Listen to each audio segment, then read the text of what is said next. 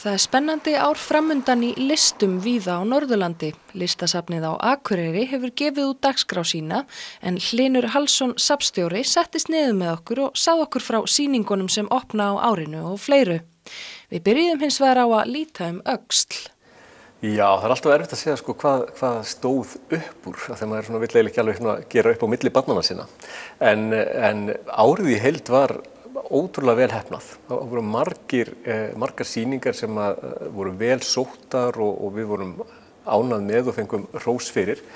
Og síðasta ár markaðist kannski af því að við tókum upp nafnið Listasafnið á Akureyri aftur og við byrjuðum aftur með listasumar og við byrjuðum með gjörningahátíðina A í fyrsta skipti, settum upp stóra haustsýningu, byrjuðum árið með ofsalega fallegri sýningu með henni Elísabetu Geirmundsdóttur, listakonunni í fjörunni og stór yfirlitssýning á verkum Jan Foss og síðan stóra grafíksýningin í lok ársins og barnasýning sem sló í gegn sköpun bernskunnar.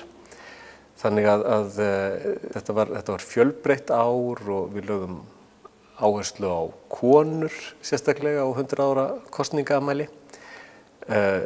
Aðsóknin jókst á milli ára og maður er alltaf ánægður með það og sérstaklega ánægður með það að aðsókn skólahópa, bæði grunnskóla og leikskóla og framhaldsskólana, það alveg margfaldaðist á milli ára og það er eitthvað sem við viljum mjög gjarnan leggja áfram áherslu á að fá nemendur á öllum aldri í safnið.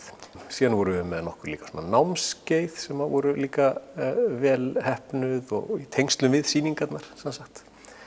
Þannig að þetta var líflegt ár í Listasafninu á Akureyri. Nýtt ár kallar á breytingar og safnið mun nú vera opið alla daga vikunnar á sumrin og næstu jól og áramót verður safnið opið. Hlynur segist líta til þess að Akureyri sé vaxandi ferðamannabær og það sé sjálfsögð þjónusta við ferðamenn að þeir geti komið í heimsókn. En hvernig fer árið af stað hjá safninu? Við byrjum 16. janúar, þá opna 2 heiðursmenn sýningar hér. Það er Jón Laxdal Halldórsson hérna í miðsal og austursal og þetta er stór yfirlitssýning á verkum hans, löngum listamannsferli og síðan er það Samúel Jóhannsson.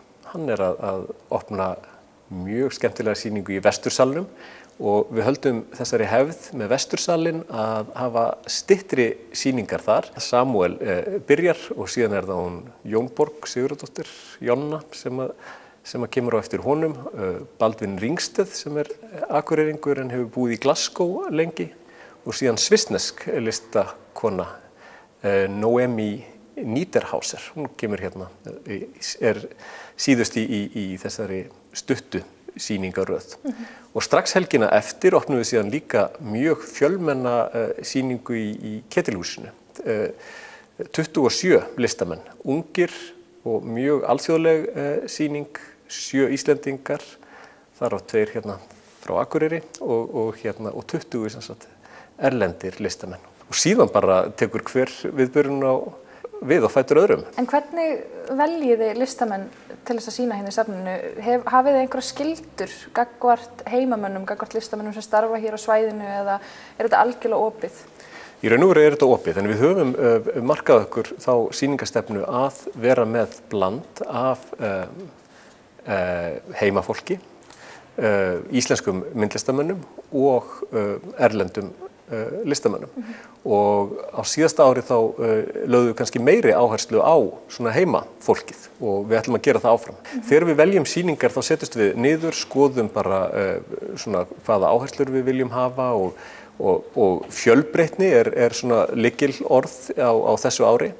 Við erum bæði með unga listamenn og eldri listamenn og málverk og skúlptúra og vídeóverk og reynum að finna svona góða blöndu og síðan ætlum við að vera með svona stóra arkitektasýningu í sumar og hún heitir einmitt Akureyri og arkitektúr og leggjum þá áherslu á byggingar hér á Akureyri og verk eftir akureyska arkitekta.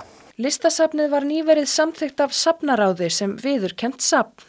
Árið 2011 voru sett ný safnalög og þá var listasafnið ekki á lista yfir viðurkennd söfn en setti sér það að markmiði að komast þangað.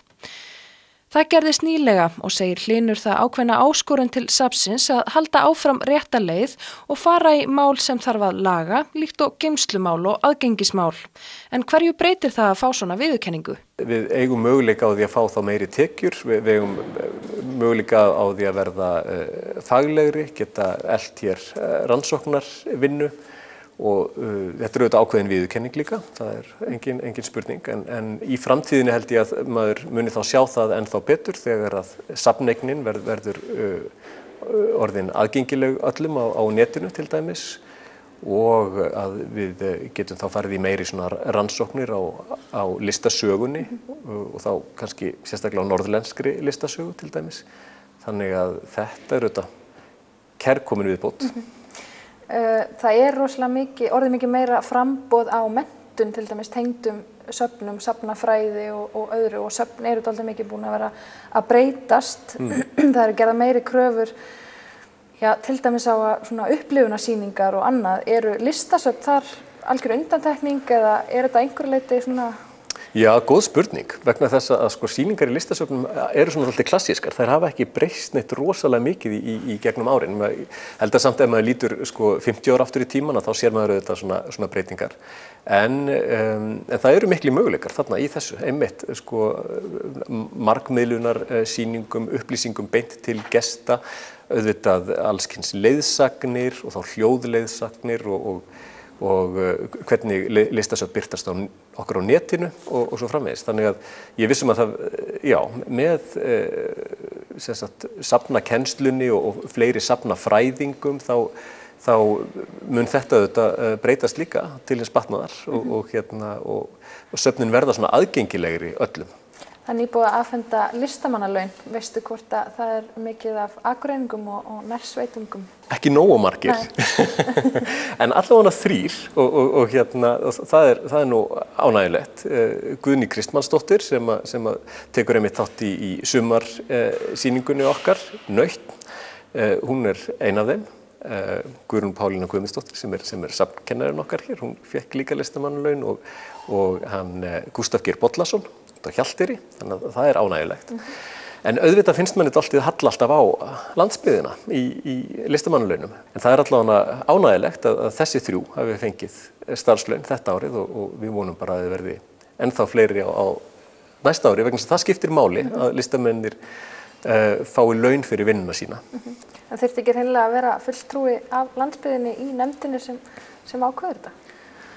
Það væri ágætt sko, það er auðvitað rétt, þetta er 3 manna nefnd og það er alltaf skipt um nefnd á hverju ári og auðvitað skiptir það máli hverjir eru í nefndinni og hvaða listamenn hann kannast við og svo framvegis og það væri auðvitað mjög gott ef það væri einhver fulltrúi listamanna út á landi sem að væri líka í nefndinni. Hlynur segir listamenn hér á svæðinu búa vel þegar kemur að styrkveitingum og nefnir þar styrki frá Eyþingi og Norðurorku og eins sé val Akureyrarbæjar á bæjarlistamanni mikil hvatning.